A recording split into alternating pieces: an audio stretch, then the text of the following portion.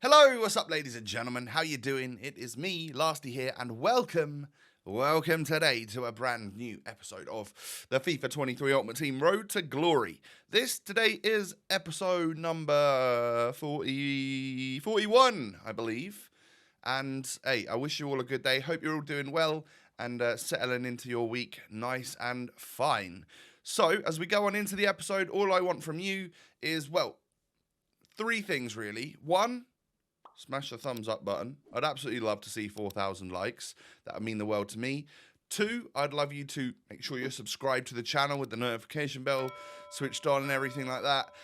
And three, I'd love you to leave a comment down below of whatever it is you fancy. You can either let me know who your current team is, what the best player you've had in a pack this year is, anything like that. Just get the conversation going down below.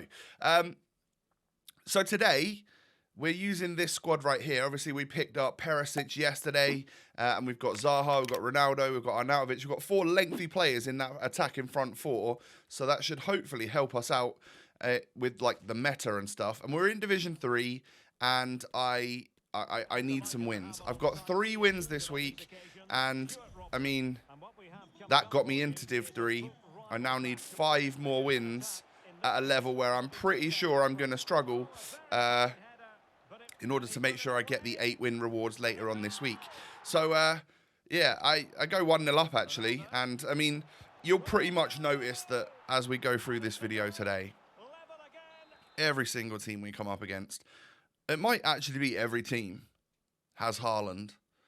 Now, I played these games. I had to get ahead on videos. I'm not home this week. I'm away this week. So, yeah, trying to get ahead on videos over the weekend, which is the reason why I didn't go to Charlton away.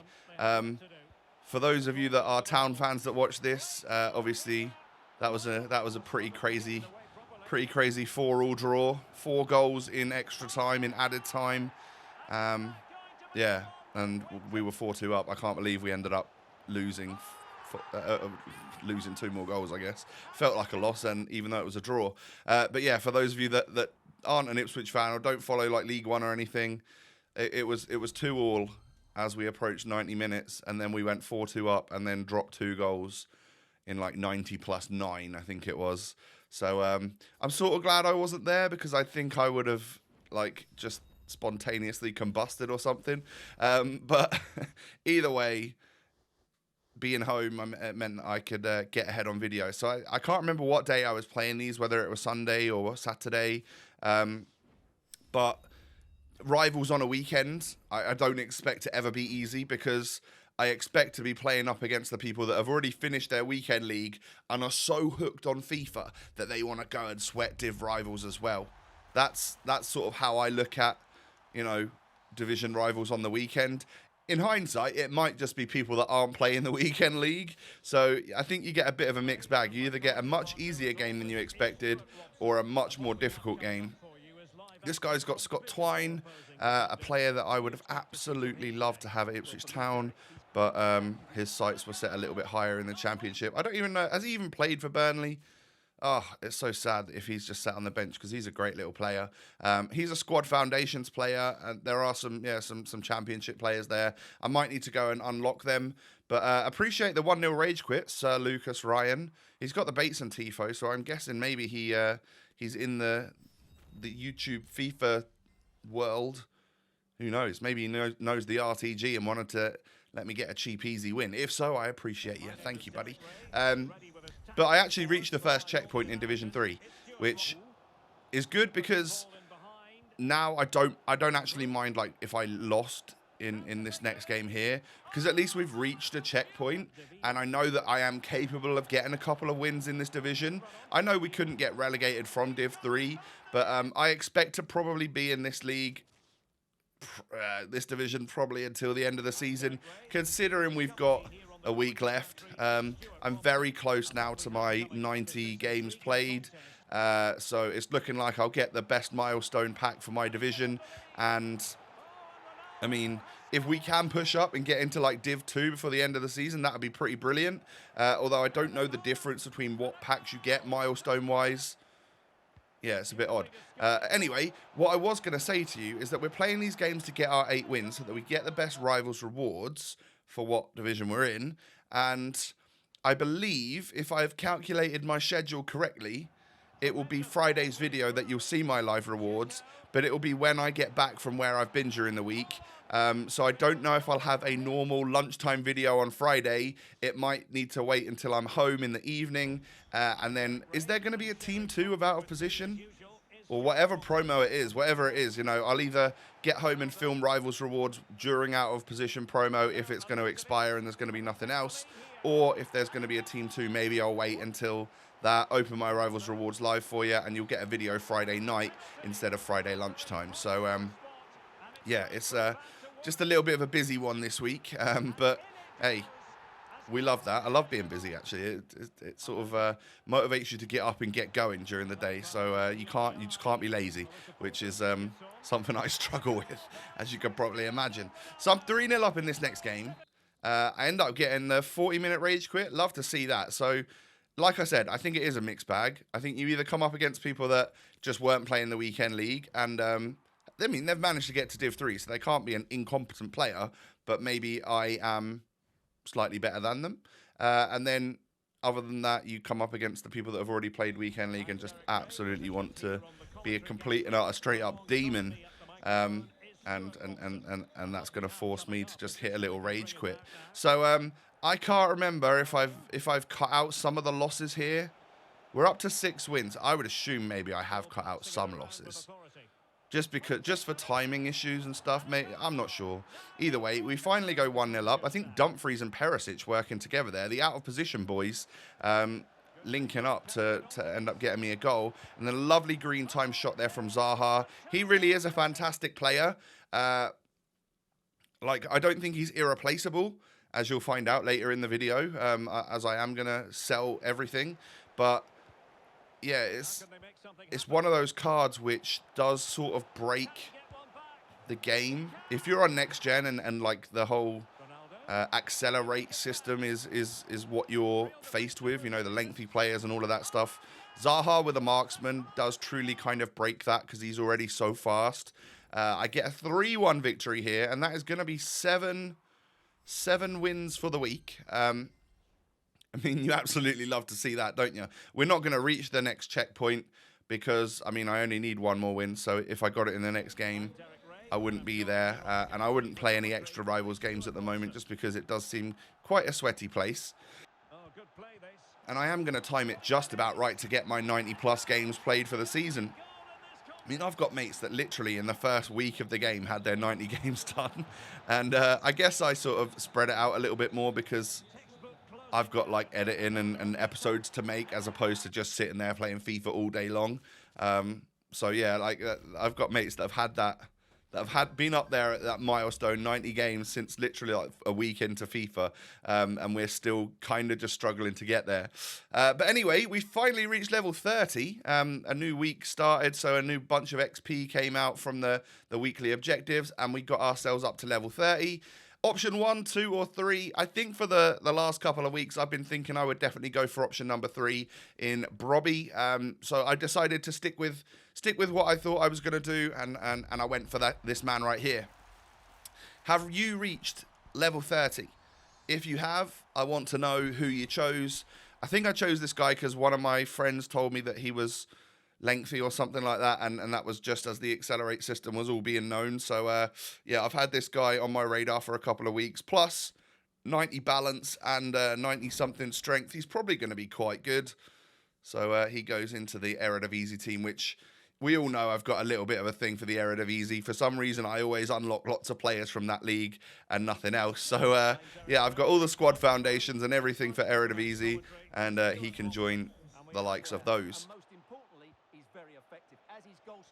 Oh, it might be time for a sip of coffee. Just the standard latte, like I said, 1 sugar. So, this is where... Oh, God, that got the throat, that one. This is where I start to lose. I start to take a few L's, and I think that's to be expected. Like, it happens. You can't You can't not lose in this division when you are a self-proclaimed average FIFA player. But I'm down 1-0. He's had like loads and loads of possession. This is the best goal I've scored in ages, though. Beautiful ball from Arnautovic and Perisic. My God, my friend. That right there is a superb volley. I guess it only went in because we green timed it, but that was just struck to perfection. And oh, what's this? Lasney's in the lead against the go of all the possession. Oh, you love to see it.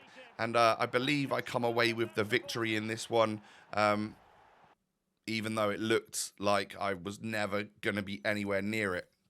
Because he was good, and he had loads of possession, 50% more passes than me, but I guess I scored it where it counts. I took my chances well. So that's 8 wins for the week, ladies and gentlemen. We've done it. We've got ourselves up to that 8-win mark, which means that I can guarantee myself at least, and I think we're going to go for this one, 2 rare players packs, 2 jumbo premium gold players packs, and 2 jumbo premium gold packs. That is quite a lot of coin value. Jumbo premium gold packs are 15k, so 30k for 2 of them. There's also 2 jumbo premium, and then there's 200k's worth of the other 4 packs. So 230,000 coins worth of packs coming to us on rewards day. You'll love to see it. Now, what do I think of my out of position players? Well, Dumfries, I didn't rate that highly. I think that any other centre-back that can be lengthy seemed to be as good as him. I don't see much of a difference between many centre-backs on this game. So if he's like a chemistry help for you or something like that, then yeah, he's all good. But he just plays like any other good centre-back in my opinion. Perisic, I believe, is top tier, maybe next level. Just a very, very good all-rounder. You could play him. I mean, he has got so many out-of-position positions, and you could play him as a right-back, as a DM, as a cam, as a striker, as a winger. He is very, very versatile. For this stage of the game, it's one of the better cards on the game. Now, unfortunately, I lost loads of coins. There was a real dip in the market. Because there was that 100k pack that came out that EA released, and it was tradable, I guess, instead of untradable or something. So a lot of people bought that back. It forced a major crash in the market, and I believe it stayed similarly low, which kind of sucks because, yeah, if I'd have just got done a bit sooner and sold the team sooner, then we wouldn't have taken such an L. But having decided to sell everything that's worth, we will list up De Gea as well at some point, but I really wanted to get these main 4 up on the market. I shudder to look when losing 50,000 coins before tax, even, just when you're listing up a Dumfries. That's annoying. It's very frustrating. So, yeah, we've lost out on major coins from that lot, but I know I could have just kept them and I wouldn't have lost anything technically until I go to sell them, but I think they're only going to keep coming down a little bit. Maybe there'll be some rebounds. I'm not too sure. I'm terrible with this whole market thing. But with those 4 players sold, we have 847,000 coins. That's a lot. I guess we would have been very close to 1 million had there not been a massive drop-off in those prices. But still, 850k to work with. I can sell David De Gea as well for probably 17,000 or so, and I think I remember to do that at the start of tomorrow's video. But yeah, what are we going to do with the team now? I mainly sold it because I'm away this week, which means that I don't want the market to drop and I've got tradable players and stuff. I'd rather hold on to the coins and then hopefully be able to buy more with the coins that I've got at the end of the week when I'm back. So, yeah. What do you think we should buy? Who should we hold out for? Who should be the next big player on the road to glory? Let me know down below. Let me know any players that you think should go in this team. Smash a thumbs up if you've enjoyed the episode. I'd love to see 4,000 likes. And subscribe to the channel as well if you're new. Cheers. Twitter and Instagram links can be found down below. Come and follow me over there. Have a lovely day, everyone. Take it easy, stay safe, stay healthy, and I'll be back again tomorrow with another episode for you. Peace.